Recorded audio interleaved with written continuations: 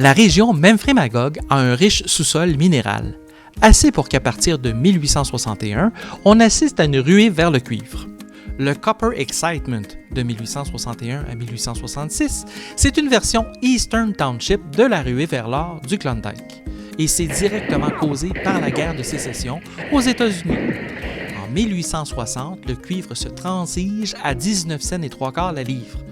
En juillet 1865, alors que le président Lincoln fait appel à 500 000 volontaires pour le service militaire, le cuivre atteindra 55 cents la livre. 55 cents en 1865, ça équivaut à 9 $ et 1 en 2021.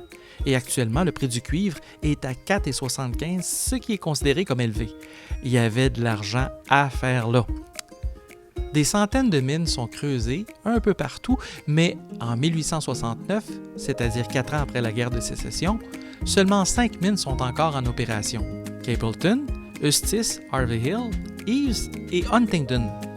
Le mineur est équipé de bottes de caoutchouc, d'une salopette, d'un chapeau de feutre sur lequel est placée une chandelle, son seul éclairage, de quoi faire capoter la CNESST. Le travail dans la mine est dur, mais c'est bien rémunéré. À la mine d'Eustis, un mineur gagne 1,75 $ par jour. À la mine de Capleton, l'école est fournie par la compagnie. Elle coûte aux travailleurs 50 cents par mois. Mais attention, on fait venir des professeurs d'Angleterre.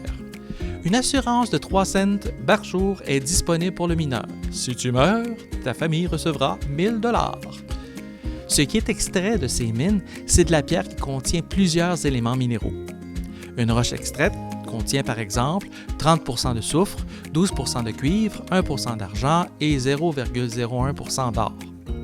À la mine d'Eustis, on construit des hauts fourneaux pour y faire fondre le minerai et y extraire le cuivre afin de l'expédier en lingots. À la mine de Capleton, on construit une usine qui produit de l'engrais chimique et de l'acide sulfurique qui est utilisé par les usines de papier.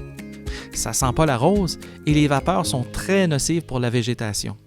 Après quelques années d'opération, les cultivateurs des environs protestent fermement.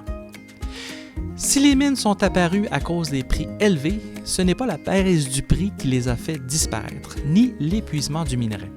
Les causes sont le manque d'infrastructures de traitement du minerai, les limitations dans les transports, la concurrence internationale, les tarifs douaniers et la faible concentration de cuivre dans le minerai extrait. Les traces de ce passé industriel ont été effacées, mais sachez que la route 245 est construite sur une partie du parcours de la voie du Waterloo-Magog qui desservait la mine de Huntingdon. Le camping de la mine de cuivre à Eastman est installé sur le site de la mine Eves.